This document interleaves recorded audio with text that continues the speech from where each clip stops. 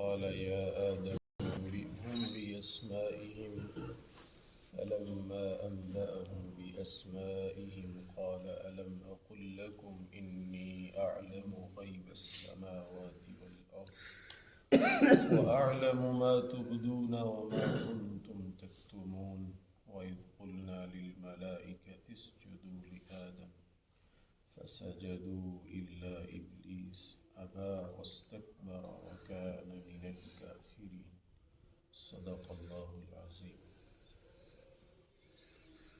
کل کے واقعہ کا اختتام ہو رہا ہے۔ قال یا آدم انبئهم باسمائهم، اللہ پاک نے فرمایا اے آدم علیہ السلام ان فرشتوں کو وہ سارے نام سناؤ چیزوں کے جو ہم نے آپ کو سکھائے ہیں، جو ہم نے چیزوں کی خلقت کا مقصد آپ کو بتایا، حکمت بتائی، ان کی تاثیر بتائی، وہ آپ ان کو بتائیے۔ فلما انبأهم باسمائهم، جب آدم علیہ السلام نے ان فرشتوں کے سامنے چیزوں کے متعلق اس علم کا اظہار کیا جو اللہ نے انہیں دیا تھا، تو پھر اللہ پاک نے فرمایا قال الم اقل لکم، اے فرشتوں میں نے تمہیں کہا نہیں تھا انی اعلم غیب السماوات والارض، آسمانوں اور زمین کی پوشیدہ چیزوں کو میں زیادہ جانتا ہوں کہ کس چیز کے بنانے میں اور نہ بنانے میں حکمت ہے نہیں ہے، اس کا علم مجھے ہے۔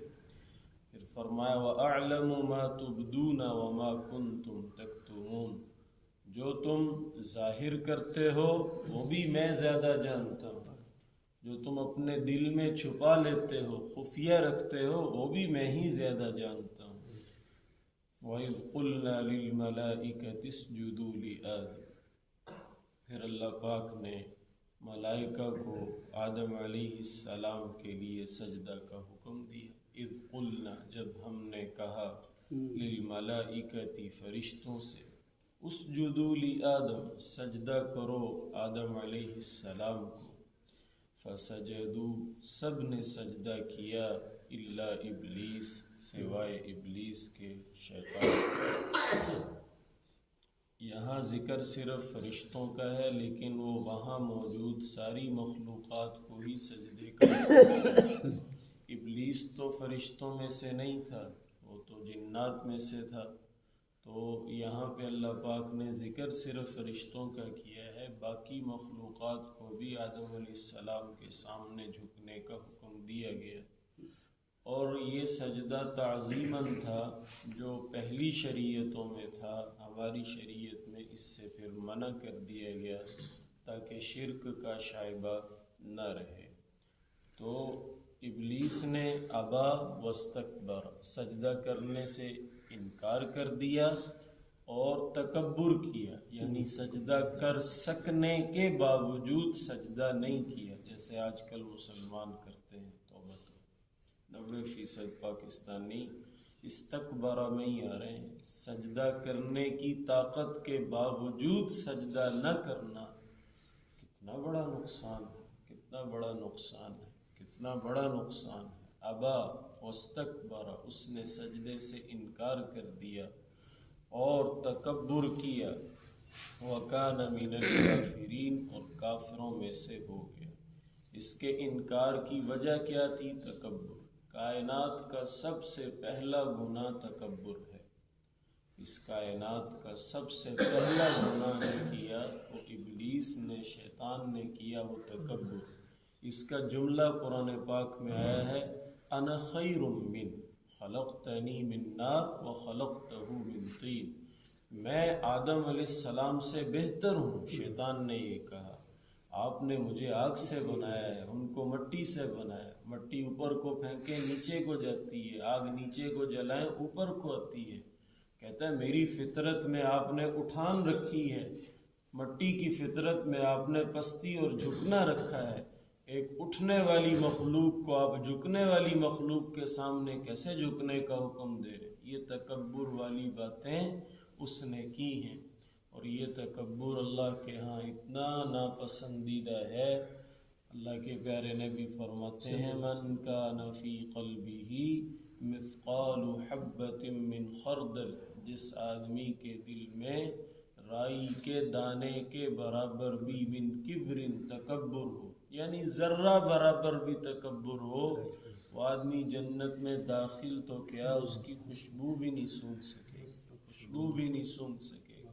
تو آدمی کو نا یہ جذبات دل میں پیدا ہوتے رہتے ہیں، استغفار کرتے رہنا چاہیے۔ ذرا سا اچھا لباس پہننا، دل میں آ جاتا ہے میں باقیوں سے بہتر ہوں، سواری اچھی مل گئی، دل میں آ جاتا ہے بہتر ہے، تنخواہ زیادہ ہو گئی، گریڈ اونچا ہو گیا، اور اگر برادری کوئی معاشرے کے لحاظ سے ذرا ٹھیک ہو گئی، اور اللہ پاک نے نرینہ اولاد زیادہ دے دی یا اولاد زیادہ ذہین نکلی، انعام و وہ پوزیشنیں لینے لگے، اس قسم کی باتیں، تو وہ ساری چیزیں نا آدمی کے ذہنوں میں آ کے یہ طبیعت بن جاتی ہے۔ آدمی بعض دفعہ رشتہ داروں میں اپنے آپ کو اعلیٰ سمجھنے لگ جاتا ہے، یا محلے والوں میں اپنے کو اعلیٰ سمجھنے لگ جاتا ہے۔ ذہن میں رکھنا چاہیے یہ کائنات کا سب سے پہلا گناہ ہے، انا خیر من، میں باقیوں سے بہتر ہوں، میں باقیوں سے اعلیٰ ہوں۔ نہیں، یہ چیز انسان کو دور لے جاتی ہے اللہ کے راستے سے، اللہ کی اطاعت سے انسان کو دور لے جاتی ہے۔ آپ جانتے ہیں نا کہ شیطان کتنا بڑا پہلے عبادت گزار تھا، کتنی عبادت کی، کتنا اس کے پاس علم تھا، لاکھوں سال کی عبادت ہے اس کی، کتنا علم ہے اس کا، لیکن اس کے باوجود علم اور عبادت عمل نے فائدہ نہیں دیا جب طبیعت میں کبر پیدا ہو گیا۔ اگر خدا نہ خواستہ ہماری طبیعت میں ایسی کسی قسم کی بڑائی ہو تو بھئی ہماری تو چند سال کی عبادت ہے، 20 30 40 50 سال کی عبادت ہے نا، تو یہ کبر نے تو لاکھوں سال عبادت والے کا ستیہ ناش کر دیا، کچھ نہیں چھوڑا اس کے پلے۔ ہم تلاوت بعد میں شروع کرتے ہیں، پہلے کیا کہتے ہیں؟ اعوذ باللہ من الشیطان الرجیم، شیطان مردود سے اللہ کی پناہ۔ حالانکہ یہ تو لاکھوں سال عبادت کرتا رہا، اس کے پاس تو اتنا علم تھا، لیکن ایک اس میں بدبو تھی، ایک بیماری تھی، وہ تھا تکبر۔ اس لیے کہتے کبر آدمی کے ہر کمال کو زوال میں بدل دیتا ہے، تکبر آدمی کے ہر کمال کو زوال میں بدل دیتا ہے۔ اس سے بچنا اور اپنے آپ کو زیادہ اعلیٰ ظاہر کرنے سے بچنا۔ قرآن پاک میں اللہ فرماتے ہیں فَلَا تُزَكُّوا أَنفُسَكُمْ هُوَ أَعْلَمُ بِمَنِ اتَّقَىٰ، اپنی زیادہ پاکیزگیاں نہ بیان کیا کرو، اللہ کو پتہ ہے کون کتنا متقی ہے۔ اپنی زیادہ پاکیزگیاں نہ بیان کیا کرو، اللہ کو پتہ ہے کون کتنا پارسا ہے، کون کتنے پانی میں ہے، اللہ تعالیٰ کے علم میں ہے ساری بات۔ بعض دفعہ نا بندہ دوستوں میں بیٹھا، وہ جی اپا کبھی زندگی جھوٹ نہیں بولے، اللہ کو پتہ ہی ہے بولا ہے کہ نہیں بولا۔ ہم کبھی کسی سے دو نمبری نہیں کرتے، یہ دعوے نہیں کرنے چاہیے، اس قسم کے دعوے نہیں کرنے چاہیے۔ یہ دعوے ہوتے ہیں، اللہ تعالیٰ کے علم میں ہے کہ کس نے کیا کیا ہے۔ ہم اس آدمی کے سامنے بیٹھے، ہو سکتا ہے ہماری سابقہ زندگی سے واقف نہ ہو، میں اس کے سامنے دعویٰ کر کے اس کی نظر میں اچھا بننے کی کوشش کروں، لیکن یہ بات بھی تو ساتھ ہے نا کہ دلوں میں عزت ڈالنے والی ذات کون سی؟ اللہ۔ ہمارے بولوں سے دوسرے کے دل میں عزت نہیں پیدا ہونی، وہ اللہ پیدا کریں گے تو پیدا ہونی، اور جھوٹ سے کبھی عزت نہیں پیدا ہونے لگی۔ اللہ کے نبی تو فرماتے ہیں کہ جھوٹ ہلاک کرتا ہے، جھوٹ ذلیل کرتا ہے، جھوٹ رسوا کرتا ہے۔ میں اپنے بارے میں جھوٹ بول کے یہ سمجھ رہا ہوں کہ میں اپنی عزت بڑھا رہا ہوں، اور اللہ کے نبی فرما رہے ہیں تو گھٹا رہا ہے، تو اپنی عزت کو گھٹا رہا ہے۔ اس لیے فرمایا کہ ابلیس نے انکار کیا، تکبر کیا، اور منکرین میں سے ہو گیا، کافروں میں سے ہو گیا، راندہ درگاہ لوگوں میں سے ہو گیا۔ تو بھائیو، ایک سجدے کے انکار نے، ایک سجدے کے چھوڑنے کی وجہ سے کہاں وہ چلا گیا۔ ہمیں بھی سوچنا چاہیے، کوشش کرنی چاہیے، نماز کا اہتمام ہو، تکبیر اولیٰ، اور آدمی کوشش کرے۔ آج کل پورے سال کے سب سے چھوٹے دن اور سب سے لمبی راتیں چل رہی ہیں، اگر ان راتوں میں بھی آدمی اپنی تہجد کی روٹین نہ بنا سکے نا، باقی سال میں پھر مشکل ہوتی ہے۔ اتنی لمبی راتیں ہیں، چھوٹے چھوٹے دن ہیں، تو اس کے اندر کوشش کرنی چاہیے۔ حضرت عبداللہ ابن مسعود رضی اللہ عنہ فرماتے تھے سردی کا موسم مومن کا سیزن ہوتا ہے، چھوٹے دنوں میں نفلی روزہ رکھنا آسان، بڑی راتوں میں آخر رات میں اٹھنا آسان. تو ان دنوں کو ہم غنیمت بنائیں گے، عادت بنائیں گے اپنی انشاءاللہ، تو پھر باقی سال بھی اللہ پاک کی طرف سے ہمیں توفیق اس کی ملے گی. اللہ رب العزت ہمیں کما حق اپنا مطیع اور فرما بردار بنائے. آمین. السلام. تباركت يا ذا الجلال والإكرام. اللهم أعنا على ذكرك وشكرك وحسن عبادتك.